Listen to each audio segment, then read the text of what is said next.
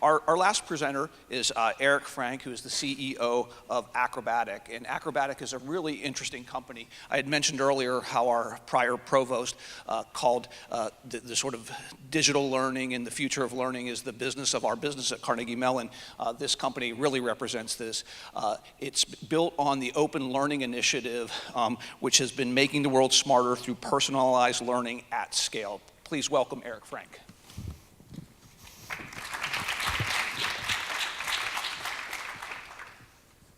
Hi, my name is Eric Frank. I'm a CEO and co-founder of Acrobatic. We are all about personalized learning at scale through the application of actually little data and learning data.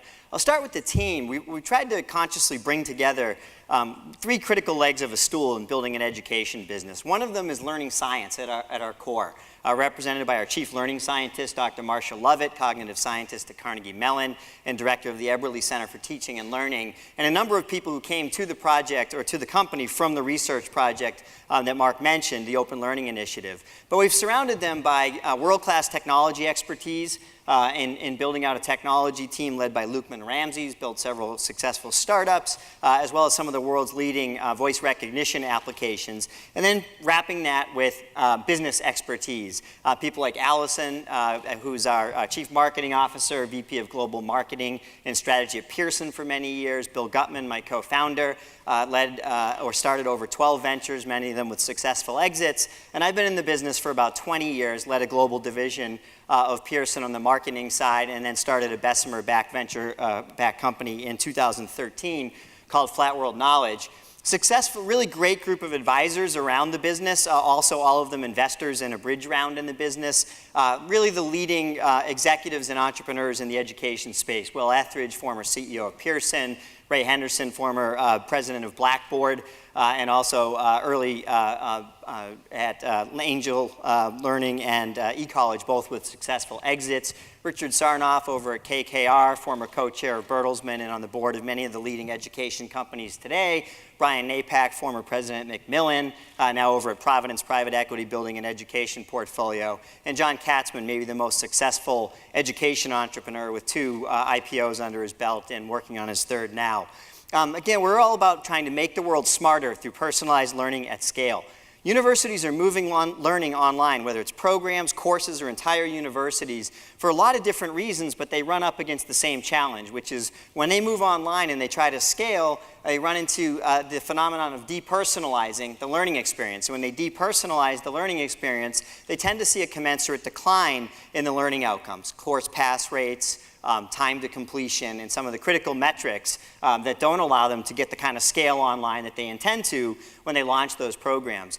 We're approaching solving that problem in a very particular way through our background at Carnegie Mellon. So there's this expertise that you've heard a lot about in cognitive science, how do people learn, surrounded by some other domain expertise, and all that came together in 2001 in this project called OLI, which was trying to answer the question, can we take what we know about how people learn and use that to measurably improve learning outcomes online? It was a 12-year project, over $20 million invested in the research through the National Science Foundation and others. But more important than the inputs were the outputs, which was a strong body of evidence that indicated that, yes, students were actually able to learn more and learn it faster. They were accelerating their learning. You heard references to some of these studies earlier. They were learning as much or more in significantly less time.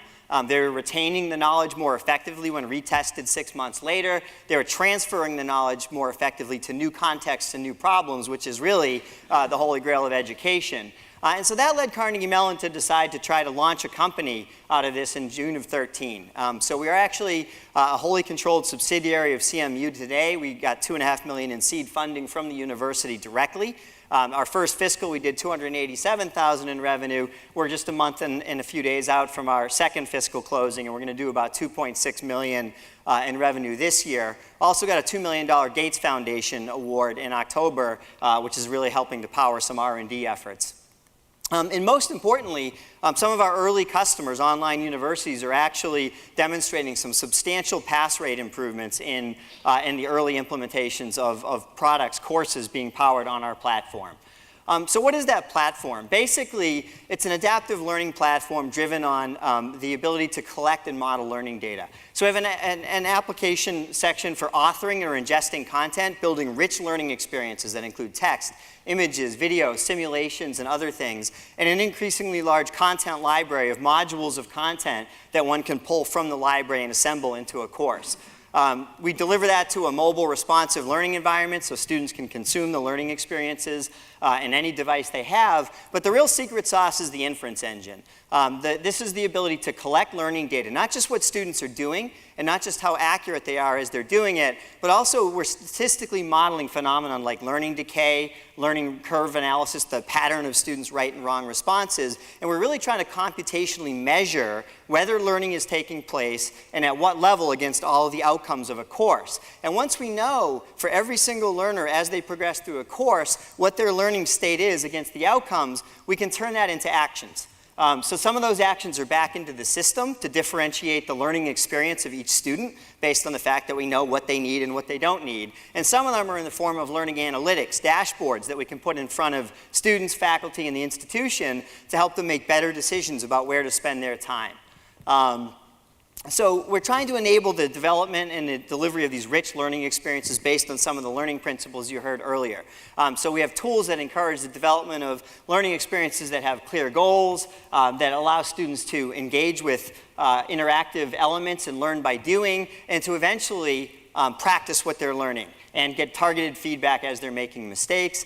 We're collecting all of this various data that I talked about and using it to know what that learning state is against the student, and then turning that into these feedback loops for all the different stakeholders. So some examples of those feedback loops. I could go to a learning dashboard if I were a faculty member, and I could see things like how often are my students logging in, which students are having difficulty. If I gave a lecture on Monday and I assigned a couple modules online, which students, what objectives are they having trouble with between Wednesday and today? And I can drill in on any views that I really care about. So if I want to know how are students doing on all the objectives of my course, I can see the ones that students are really struggling on, and I can focus on those problem areas. I could actually see which students are in that group. So if I see the students who are in the group that are performing poorly, I could coordinate an online office hours or a virtual tutoring session for those students.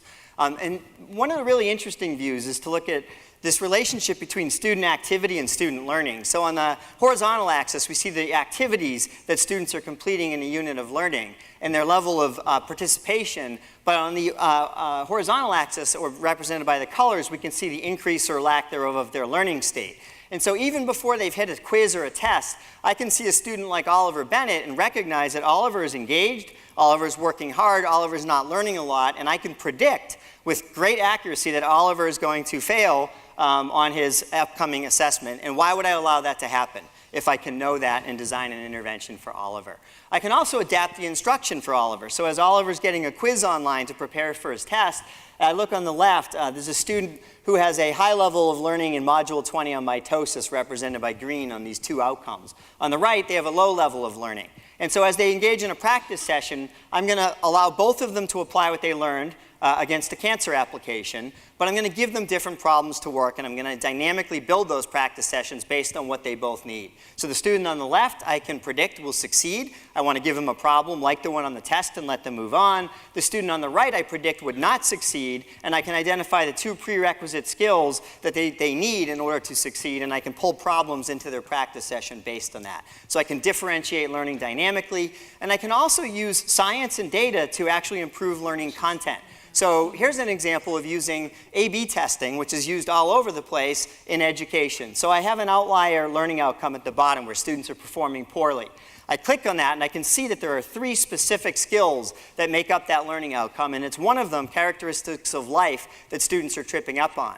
So I can go and see where that's covered in the course, and I can now make a judgment as a human about where I think the explanation is less than perfectly clear and where I believe it could be improved. I could create an A/B test. I could use inline authoring tools in the platform to create an alternative explanation for that paragraph. And now I have a condition A, the original, a condition B, my new explanation. Maybe I want to insert a video providing some additional explanation for students. And now 50% of the next group of students will get the original, 50% will get my updated new version, and I'll be able to go into my tests and see the test that I'm running at any one point and see my condition A versus my B. And if we've reached statistical validity, the system will make a recommendation to the instructor that says deploy B for the rest. So a lot of momentum. We've got over 35 universities coming on board in the last year. Again, gone from 300,000 to almost 3 million in revenue, projecting about 9.5 next year in profitability in fiscal 16. I guess essential for this conversation, we're actually involved in a Series A round now. So we did the original $2.5 million seed round. We did a $2.25 million bridge round at the end of last year, now raising $9 million in venture capital. We're actually fairly deep into that process. We have a lead investor, and we have some syndicate partners. So we're looking to syndicate about $3 million of that round over the next 30 days or so to close it out. So that's Acrobatic in a nutshell. Love to engage with anybody who's interested in learning more at the reception, and appreciate the opportunity to spend some time with you. Thanks.